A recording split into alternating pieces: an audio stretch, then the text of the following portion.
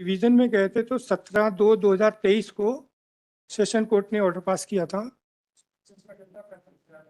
125 में 8,000 रुपये total family का ऑर्डर हुआ था। बच्चों का 3,000 दो बच्चों का, 3,000 दो बच्चों का हुआ था और वाइफ का 2,000 हुआ था।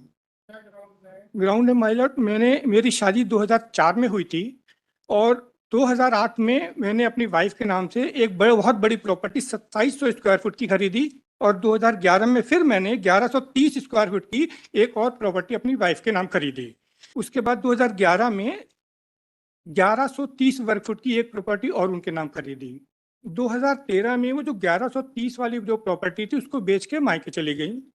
2014 में फिर वापस आई, मार्च लास्ट में वापस आई और 3 महीने रही और 27/6/2014 को मेरे को पंजाब जाना था अपनी बहन के गृह प्रवेश में और भांजे की पगड़ी की रस्म के लिए, जो उनको पता था। तो उन्होंने अपनी माता जी को 23/6/2014 को लखनऊ बुला लिया और जो 2700 वर्ग फुट की जो प्रॉपर्टी थी उसको भी वो बेचने की कोशिश करने लगी, जिसकी मैंने कंप्लेन करी थी। और 27 को मेरे जाने के बाद 27 की शाम को ही घर से जो मेरी प्रॉपर्टी थी जिसके बयाने के पैसे मिले थे उसके 50,000 रुपए घर पे रखे थे, वो लेके अपनी माता जी के साथ चली गई। मेरी एक प्रॉपर्टी थी, हाँ मेरे नाम की थी वो, उसके मेरे बयाने के पैसे मिले थे मेरे को, तो वो पैसे घर पे रखे हुए थे। हाँ, उसमें से 50,000 रुपए वो घर पे पड़े हुए थे, तो वो लेके वो चली गई और माता जी के साथ चली गई और उसके बाद वहां जाकर मेरे ऊपर मुकदमे कर दिए। अब उन्होंने जो घर से जाने की जो बातें कही हैं, एक घर से जाने के जो घर से निकाले जाने की जो बात कही है, उसको उन्होंने कई तरह से कहा है। जैसे कि एक जगह खुद खुद के ये सब उनकी चीजें सब इसमें रिकॉर्ड में है। एक जगह उसने कहा है कि जब उसको घर से निकाला गया तो उसकी माता जी हमारे घर पे थी। दूसरी जगह कहा उसने कि जब उसको घर से निकाला गया तो उसकी माता जी एमपी में थी, मध्य प्रदेश में थी। तीसरी जगह कहा जब उसको घर से निकाला गया तो उसकी माताजी लखनऊ गुरुद्वारे में थी। चौथी जगह कहा उसने कि जब उसको घर से निकाला गया, एक ही दिन की घटना, एक ही समय की घटना, ये नहीं कि अलग अलग घटनाएं। हाँ, इसमें उन्होंने कहा है कि ऐसा कहते हुए जून 2014 में ही आवेदक क्रमांक 1 को उसके बच्चों सहित हाथ पकड़कर घर से निकाल दिया, जहां से वो लखनऊ गुरुद्वारा अपने माँ के पास आ गई।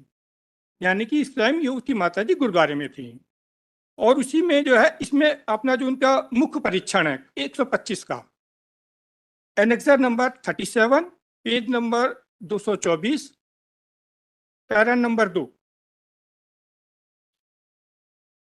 माय लॉर्ड, इसमें कह रही है, तो लखनऊ के गुरुद्वारे में मेरी माँ रही और समझाइश के लिए गई तो उसने मेरी माँ और बच्चों को हाथ पकड़ के घर से निकाल दिया, तो मैं अपनी माँ के पास गुरुद्वारे चली गई।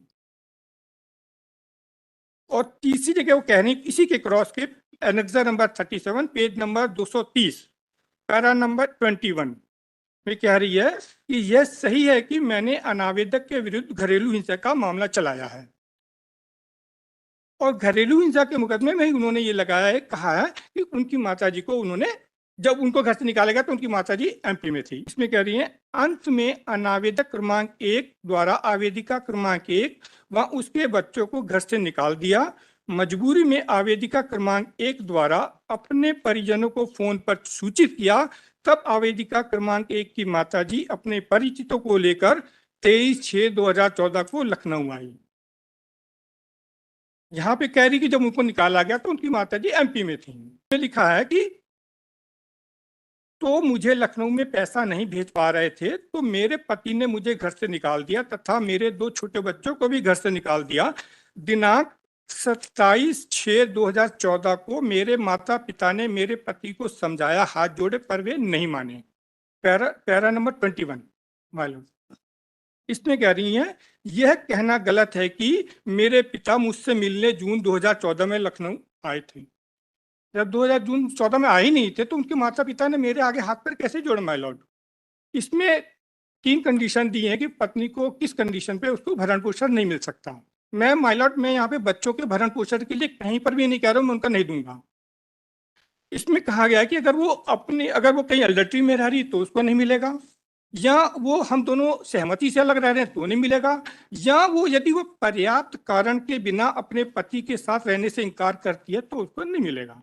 तो ये जो भी कारण बताए हैं ये किसी भी तरह से सारे एक साथ संभव नहीं हो सकते। और एक चीज और है माय लॉर्ड, एनेक्सर नंबर वो क्रॉस ही है sir my lord, 37 annexure number 37, page number 230। हाँ 230। हाँ जी 230। इसके पैरा नंबर 20, इसमें माय लॉर्ड मैंने क्रॉस की, जो लोअर कोर्ट में क्रॉस मैंने ही किया था माय लॉर्ड। तो इसमें मैंने उसे सवाल पूछा था कोर्ट में कि आप अपने बच्चे के साथ अपने पति के पास वापस जाना चाहेंगे? कहती नहीं जाएंगे। फिर मैंने दूसरा सवाल किया, यदि आपके पति आपके पास मायके में आकर आपके पास साथ रहें तो क्या आप मायके में उनके साथ रहेंगी? तब भी कहती नहीं रहेंगे। ना वो मेरे साथ मेरे अपने मायके में रहना चाहती, ना वो मेरे साथ मेरे ससुराल में रहना, अपने ससुराल में रहना चाहती। और झूठे एलिगेशन सारे लगाए हैं। और माय लॉर्ड इस तरह से बहुत सारे झूठ, इसमें एक तो ये सिंपल सा है, इसी के साथ ही उन्होंने मेरे ऊपर आरोप लगाए हैं कि शादी में उनके फादर ने मुझको 5 लाख रुपए दिए, उसके बाद मुझको 2.5 लाख रुपए दिए, उसके बाद जो मैंने 2700 स्क्वायर फुट की प्रॉपर्टी जो खरीदी है इसका भी पैसे उनको दिए, उन्होंने दिए हैं। लेकिन जो ये मैंने 2700 स्क्वायर फुट की जो प्रॉपर्टी खरीदी है मैंने बैंक से लोन लेके की, जिसके के लोन के पेपर इसमें लगे हुए माय लॉर्ड। और जिस दिन रजिस्ट्री हुई थी उसमें से 2,80,000 रुपए मैंने नगद उसी से निकाल के दिन दिए थे पैसे। वो बैंक का पूरा स्टेटमेंट, लोन के स्टेटमेंट और बैंक का स्टेटमेंट सारा लगा हुआ है इसमें। दिल्ली हाई कोर्ट का एक जजमेंट था जिसमें कहा गया कि अगर पति ने अपनी कमाई से, अगर वाइफ हाउस वाइफ है, सर एक चीज और, एक रिक्वेस्ट और है माय लॉर्ड, लास्ट ईयर मेरी वाइफ की डेथ हो चुकी है।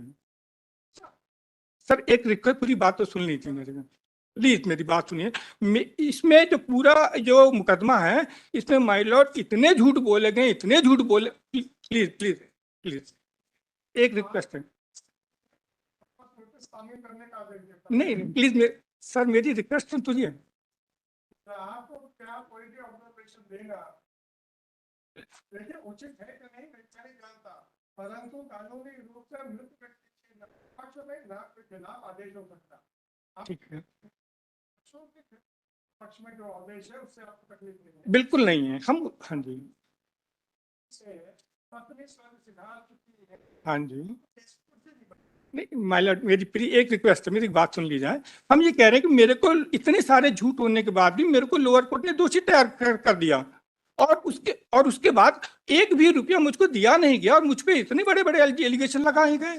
सर लास्ट एक रिक्वेस्ट है मैंने एक आईएएस में लगाया हुआ है कि उनके फादर ने, उसने कहा कि उनके फादर ने पैसा दिया तो उनको बुला के पूछा जाए।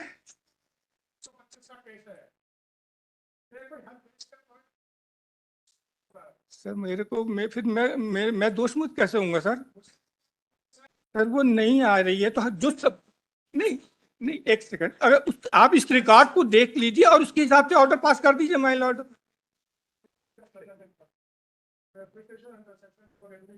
मतलब उनके फादर का नोटिस, उनके फादर को नोटिस जारी कीजिए सर, कम से कम वो बताएं तो कितने पैसे उन्होंने दिया है, तो कहाँ से दिया है। मतलब मेरा कैरेक्टर खराब कर रहे हैं वो लोग। आप 5 लाख 2.5 लाख